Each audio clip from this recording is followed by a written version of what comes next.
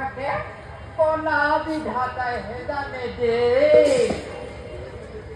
আমার দেবদানিয়েকে হিরো জাতমান ব্রাহ্মণ যদিও হলহি রাজরানী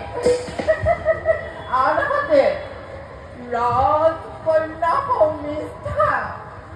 কনা বিধাতার দূৰত হলহি দেবদানী দানী